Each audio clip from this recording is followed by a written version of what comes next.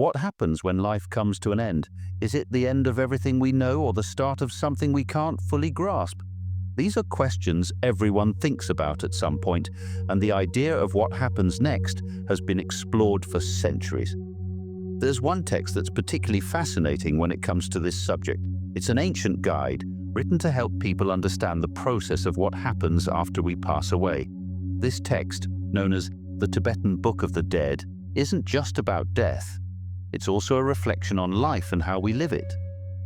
This guide takes us through what the mind might experience in the moments after death, showing us how to prepare for it and even use those moments as an opportunity for something greater. It's not about fear, it's about understanding. The Tibetan Book of the Dead, or Bardo Thodol as it's originally called, is a detailed guide that describes what happens after death. But it's not just a text about dying, it's about how life and death are connected. The ideas in this book can change how we think about our everyday lives and the choices we make. The book was written by Padmasambhava, a Buddhist teacher who lived centuries ago. He wasn't just a teacher, he was seen as someone with incredible insight into the nature of the mind and existence. When he brought Buddhism to Tibet, he didn't just teach new ideas, he blended them with the local traditions and beliefs that were already there. Padmasambhava believed that when someone dies, their mind enters a unique state, a state where it's easier to understand reality without the distractions of everyday life. But he also knew that most people, when faced with the unknown, are overwhelmed by fear and confusion. That's why he created this guide. It wasn't just for the dead, it was also for the living, to help people prepare and understand what might come next. Think about it. How often do we actually reflect on the bigger picture? Most of us are so busy with everyday worries that we don't stop to think about what really matters. The Tibetan Book of the Dead challenges us to pause and look at life differently, not with fear but with clarity. This text wasn't created in isolation. It reflects the life, wisdom, and experiences of the man behind it. To understand the Tibetan Book of the Dead, we need to understand Padmasambhava himself and the environment in which this knowledge took shape. Padmasambhava, often referred to as Guru Rinpoche, wasn't just any spiritual teacher. He was someone with extraordinary insight. He lived during a time when Tibet was steeped in shamanic Bon traditions, a spiritual system full of rituals and connections to nature. When he arrived in Tibet in the 8th century, his mission wasn't just to spread Buddhism, it was to unify the teachings of Buddhism with the local practices in a way that would resonate with the people. One of the most fascinating aspects of Padmasambhava's teachings was his perspective on death. While many saw death as an ending, he saw it as a window, a rare chance for the mind to break free from its usual distractions and recognize its true nature. He believed that this moment could be used for liberation, but only if the person was prepared. That's why the Bardo Thodol exists. It wasn't just meant to be read after someone passed. It was created to help people in life so they could understand and navigate the process of death. Padmasambhava's vision was to give people a chance to transcend fear and confusion, even at the most uncertain moment of existence. The Bardo Thodol holds a central place in Tibetan Buddhism because it addresses some of the most profound aspects of human existence. In Tibetan culture, life and death are seen as part of a continuous cycle called samsara. This cycle is shaped by karma, the energy of our actions, thoughts, and intentions. Every moment, every choice contributes to this cycle, influencing not just the life we're living now, but the ones to come. What makes the Bardo Thodol so remarkable is how it presents death, not as an ending, but as a transition. It teaches that in the moments after death, the soul has an incredible opportunity to break free from the cycle of samsara and reach enlightenment. But this isn't guaranteed. Without preparation, the mind can become trapped by its own fears and attachments, pulling it back into the cycle of rebirth. The text isn't just a guide for those who have passed on, it's also deeply relevant to the living. It helps people reflect on their own lives, encouraging them to develop awareness, let go of harmful attachments, and live with more compassion and purpose. Tibetan spiritual practices like meditation and mindfulness often draw directly from the teachings of the Bardo Thodol, helping practitioners prepare for the eventual transition from life to death. In this way, the text serves as both a comfort and a challenge. It reassures us that death is not the end, but it also asks us to take responsibility for how we live. By understanding the nature of the mind and the illusions we cling to, the teachings offer a path to freedom, not just after death, but in this life as well. At the heart of the Tibetan Book of the Dead is the understanding that death is not a single event, but a process, a series of stages the soul passes through. These stages, or bardos, are like chapters in the story of what happens after the body ceases to function. Each one offers its own challenges and opportunities, and how the soul navigates them determines what happens next. The first stage, known as the Chikai Bardo, begins the moment life ends. This is when the physical body starts to dissolve and consciousness is freed from its earthly limitations. In this stage, the soul encounters the clear light, described as an immense, brilliant light that feels both overwhelming and infinite. This light isn't something external, it's the pure essence of the mind, stripped of all illusions. It's a moment of incredible clarity where the soul has the chance to recognize its true nature. If this recognition happens, it leads to instant liberation, often referred to as nirvana. In this state, there is no fear, no attachment, and no suffering, just a deep sense of peace and unity. But for many, this light can feel too intense. Instead of seeing it as a part of themselves, they may perceive it as something threatening or unfamiliar. Fear or attachment to the life they've just left behind can cause the soul to turn away, losing the chance for liberation. This is why preparation during life is so important. The Chikai Bardo shows us the profound potential that exists at the very moment of death, a chance to break free from the cycle of rebirth and step into something greater. However, for those unprepared, this stage is only the beginning of the journey. What's fascinating about the Chikai Bardo is how closely its descriptions align with modern accounts of near-death experiences. Many people who've come close to death report seeing an overwhelming light, something bright, pure, and comforting. They often describe it as a moment of profound clarity, as if time and space no longer exist. Interestingly, scientists studying the dying brain have observed phenomena that might explain this experience. In the moments before death, the brain releases a surge of activity, creating vivid, almost dreamlike sensations. Some researchers suggest that this could explain why so many people describe seeing a brilliant light or feeling an intense sense of peace at the brink of death. But while science focuses on the physical processes, the Tibetan Book of the Dead offers a deeper, spiritual interpretation. It teaches that this light isn't just a chemical reaction, it's the essence of our true self, a glimpse into something far beyond the physical world. But not all souls can recognize the light. For those unprepared, the journey continues into the next stage. After the clear light fades, the soul enters the Chonyid Bardo. This stage is often described as a state where the mind begins to reveal itself in its purest form, free from the physical body. Here, the soul is confronted with vivid visions, some peaceful and serene, others terrifying and chaotic. These visions aren't external forces or beings, they are projections of the mind itself, shaped by a lifetime of thoughts, emotions, and karma. Peaceful visions might appear as radiant deities, embodying qualities like compassion, wisdom, or love. On the other hand, wrathful visions can take on the form of frightening entities, representing anger, fear, or repressed desires. Carl Jung, a psychologist known for his work on the unconscious mind, offered a helpful way to understand these experiences. He spoke about archetypes, universal symbols and patterns that exist in our subconscious. According to Jung, the peaceful and wrathful figures seen in the Chonyid Bardo can be understood as archetypes. They represent the deeper parts of ourselves, the parts we often ignore or suppress in daily life. In this stage, the mind is stripped of all distractions, leaving only its raw essence.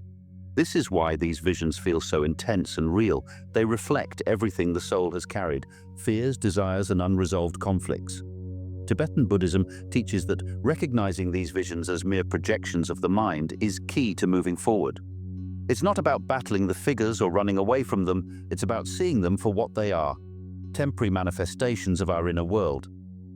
For those who can maintain awareness during the Chonyid Bardo, This stage offers another chance at liberation. By understanding the nature of these visions, the soul can break free from its attachments and illusions, moving closer to enlightenment. However, for many, these projections are too overwhelming and the mind clings to familiar patterns, pulling the soul into the next stage of the bardos. What's particularly striking is how closely the teachings of the Chonyid Bardo align with modern psychology and mindfulness practices. In therapy, for example, people are often encouraged to face their emotions, whether it's fear, anger, or sadness, instead of avoiding them. This mirrors the idea in the Tibetan Book of the Dead, that these visions, whether peaceful or wrathful, are not enemies to be feared but reflections of our own mind. Mindfulness practices also teach us to observe our thoughts and feelings without attaching to them. This approach helps us understand that emotions are temporary and don't define who we are. Similarly, the Chonyid Bardo teaches that recognizing these mental projections as fleeting illusions is key to liberation. Meditation, another cornerstone of mindfulness, plays a significant role in preparing for this stage. Regular meditation helps practitioners develop the ability to remain calm and aware, even in the face of overwhelming emotions or thoughts. This mental clarity is essential for navigating the Chonyid Bardo. Those who've practiced observing their inner world during life are better equipped to face their mind's projections after death. As the soul struggles to understand these visions, another stage begins to take shape. In the final stage, known as the Sidpa Bardo, the soul begins to move toward rebirth. At this point, karmic tendencies, the patterns shaped by all past actions, thoughts, and desires, take center stage. These tendencies act like a magnet, pulling the soul toward its next existence. This stage is often described as a state of heightened emotional intensity. The soul is no longer just observing. It feels a strong pull toward a new body and a new life. Visions of couples in union appear, symbolizing the process of conception and the creation of a new physical form. These images aren't random. They are directly tied to the soul's unresolved emotions and attachments. For example, if a soul carries unresolved anger, fear, or desire, it might be drawn toward a life that mirrors these feelings. The karmic energy shapes the circumstances of the next birth, influencing everything from the environment the soul is born into to the challenges it will face. This is why Tibetan Buddhism emphasizes the importance of mindfulness and ethical living. Our choices today directly affect the conditions of our future lives. While the pull toward rebirth can feel overwhelming, the Sidpa Bardo also offers one final chance for transcendence. For those who can maintain awareness and detachment, it's possible to recognize these visions as projections of the mind, just like in the previous stages. With this awareness, the soul can resist the pull of karmic tendencies and instead merge with the clear light, achieving liberation from the cycle of samsara. But for most, the pull is too strong and the process of rebirth begins, a new chapter shaped by the echoes of the past. In Buddhism, rebirth isn't seen as a punishment or a simple restart. It's considered an opportunity for growth. Each life offers the chance to learn, face unresolved challenges, and move closer to enlightenment. This perspective shifts the focus from fear to possibility, emphasizing that the circumstances of each rebirth are a reflection of what the soul needs to evolve. Mindfulness during life plays a key role in shaping this journey. Practicing awareness helps us understand our desires and attachments, making it easier to let go of harmful patterns. This doesn't just prepare the mind for death, it also influences how we live, how we treat others, and how we face challenges. Every mindful action leaves an imprint that shapes the energy carried into the next life. This connects deeply with contemporary ideas of legacy. The energy we leave behind doesn't just influence our personal karmic path, it affects those around us. Our actions ripple outward, shaping the lives of others and the world we leave behind. Whether through kindness, creativity, or wisdom, the legacy we create in this life becomes part of the larger cycle of existence. But even in this final stage, there remains one last chance for transcendence. The teachings of the Tibetan Book of the Dead offer more than guidance for the afterlife. They can reshape how we approach life itself. Reflecting on death might feel unsettling, but it's one of the most powerful ways to appreciate the present moment. When we acknowledge that life is finite, the things that truly matter, relationships, kindness, and purpose, become clearer. Mindfulness and meditation are practical ways to connect with these teachings in our daily lives. These practices encourage us to observe our thoughts and emotions without clinging to them, helping us detach from fears and desires that can hold us back. This isn't about avoiding emotions, but understanding them, which creates space for clarity and balance. Meditation, in particular, strengthens the ability to stay present and grounded, which is essential not just for navigating life's challenges, but also for facing the unknown. Detachment is another concept from the Bardo Thodol that resonates with modern life. Detachment doesn't mean indifference. It's about letting go of unhealthy attachments to outcomes, possessions, or even identities. By practicing this, we can reduce stress and make choices based on values rather than fear or craving. In a world filled with constant distractions, these lessons feel more relevant than ever. Science offers fascinating parallels to these ancient teachings. Research in neuroscience shows how fear and attachment are rooted in specific areas of the brain, like the amygdala. These responses are designed to protect us, but they can also create patterns that lead to anxiety and stress. Practices like mindfulness are now proven to help regulate these reactions, promoting emotional resilience, a concept strikingly similar to spiritual enlightenment. Psychology also aligns with the Bardo Thodol's themes. Emotional resilience, often described as the ability to adapt and recover from difficulties, mirrors the text's focus on facing internal projections without fear. Both paths emphasize the importance of self-awareness and a willingness to confront the truths of our inner world. The Bardo Thodol isn't just about preparing for the moment of death. It's a reminder that understanding life, letting go of what doesn't serve us, and embracing the present moment are the keys to truly living fully. When all is said and done, there's one question that cuts through everything else. How much did you love? This profound idea, shared by Ram Dass, points to what truly matters, not the achievements, possessions, or titles we accumulate, but the love we give and receive. The Tibetan Book of the Dead may focus on what happens after life ends, but at its core, it's also about how we live. Love, in this sense, isn't limited to romantic connections. It's about compassion, kindness, and how we show up for others. Are we patient with people who frustrate us? Do we offer help when it's needed? Do we listen, truly listen, when someone shares their struggles? These simple acts of love create ripples far beyond what we can see. They shape the legacy we leave behind, the energy that remains when we're gone. If we reflect honestly, are we living in a way that prepares us for the ultimate transition? Are we focusing on what truly matters, or are we caught up in the noise of life, chasing things that won't matter in the end? The Tibetan Book of the Dead challenges us to think about these questions. It's not about being perfect, it's about being aware. Every choice we make, every act of love, adds up to the kind of life we're living and the energy we'll carry forward. The Tibetan Book of the Dead isn't just a guide for the afterlife, it's a manual for living with awareness and purpose.